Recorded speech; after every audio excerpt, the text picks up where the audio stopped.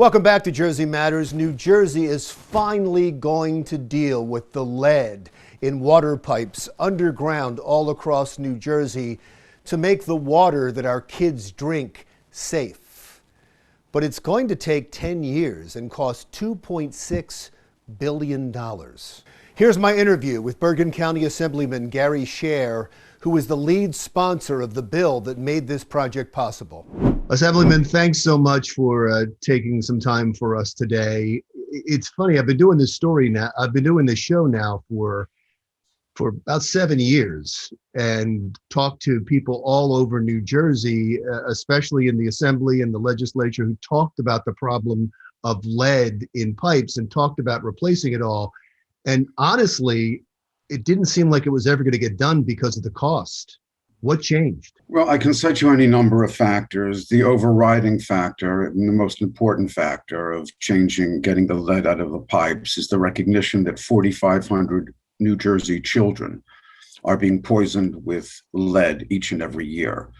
Lead goes into the system, it never leaves. It just accumulates until the net effects occur, which is emotional instability. It affects one's growth and maturation in terms of intellect, etc. Why did it come about now? I like to think that recognition was enough, but in reality, some other factors came as well, Larry.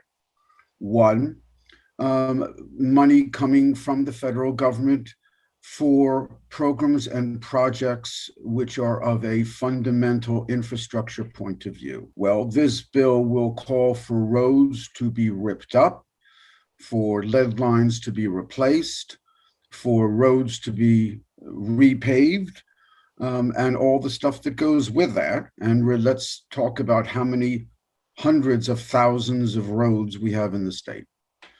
So factor two is in fact money coming to us. Factor three, that money coming to us is meant to establish new jobs, which this will, not only road work, but frankly, design, architecture, etc.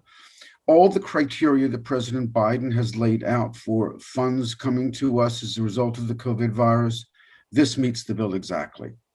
So that availability, that recognition, and I like to think the concern of the legislature and certainly of Governor Murphy to get this done made it that much more compelling. And thank God, when children today are diagnosed with lead poisoning, and if the problem doesn't stop, I will tell you, Larry, those children today in 20 years and 30 years and for however long they live are going to need support from the state. So it's a win-win-win. I don't see a lose on this one.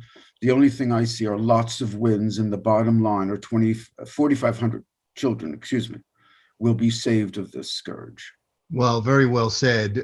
I don't think anybody didn't think it was worth doing in the past. I think it was just the cost. And it sounds like over 10 years, it's going to be well over $2 billion, right? About 2.6, but you'll forgive me if I interrupt you for just a moment. Oh, go ahead. And I hate to sound Pollyannish, but how much is a child's life worth? Oh, no, I get it. But if you don't have the money, you don't have the money. And as you said, factor two made it possible. That made it possible. It became possible because of this. Absolutely. And I would think that you'd also agree that if it wasn't for that, it would have been very difficult to do.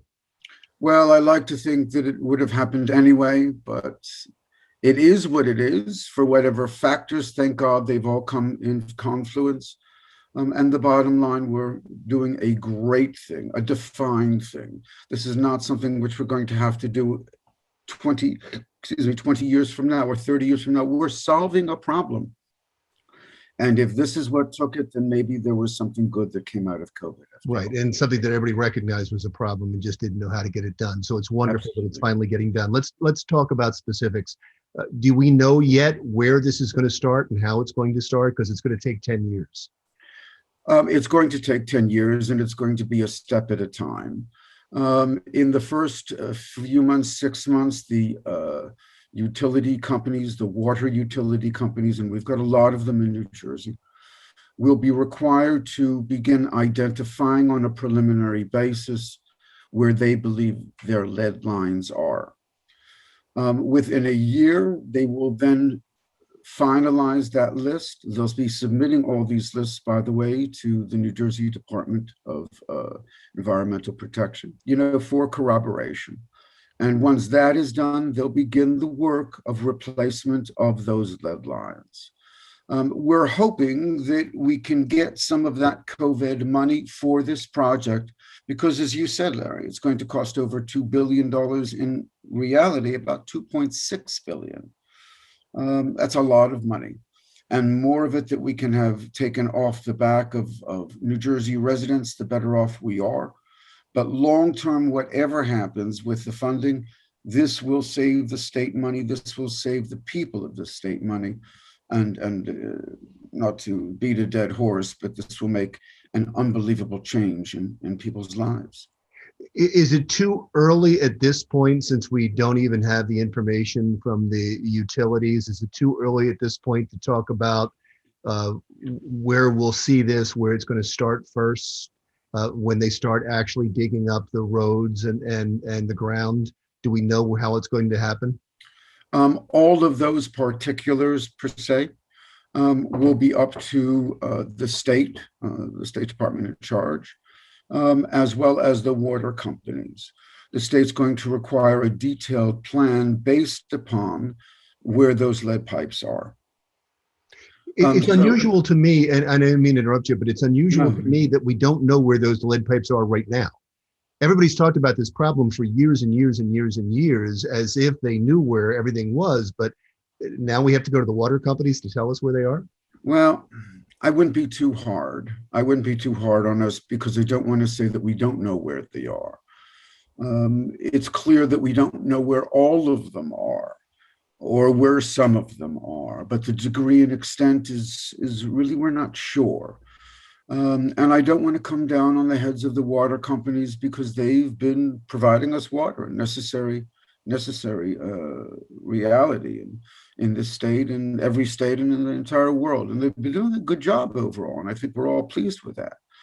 The issue is something which some of them have begun already doing something about. Suez, which services a large number of communities, for example, is a very good actor. And I will tell you, none of the water companies fought us on the bill. They did not say you can't do it. They did not say it's unaffordable, that it's impossible, without exception. They stepped up to the plate, and thank God the time is now. That's wonderful news. As you know, I was going to say in New Jersey, but this is actually in government everywhere. When there's a large pot of money and it's going to extend over years, is there a promise? Is there some type of guarantee that that money's not going to get touched for something else and that this is going to get done? Well, any funds that come to us from Washington, which will be somewhere between 0 to 50% of the total cost, we believe right now. Those funds are segregated, isolated, set aside. They can only be used for this project. Okay. Is it possible that the balance of money which is coming locally could be diverted here and diverted there? We're very creative in the legislature, but I certainly hope we're not that creative. This is a pressing need. It's been pressing, Larry, as you said, for years and years and years. And forgive me, shame on us that we haven't gotten this done before. Shame on us that in the year 2021 that we just have not gotten it done. But well, you're getting it done now. And you're a big part of that, sir. And so congratulations for your job well done. And I appreciate you taking the time to talk to us today. It's been a very real pleasure. And thank you for your support and good words on this letter. New Jersey Assemblyman Gary Schaer, next on Jersey Matters.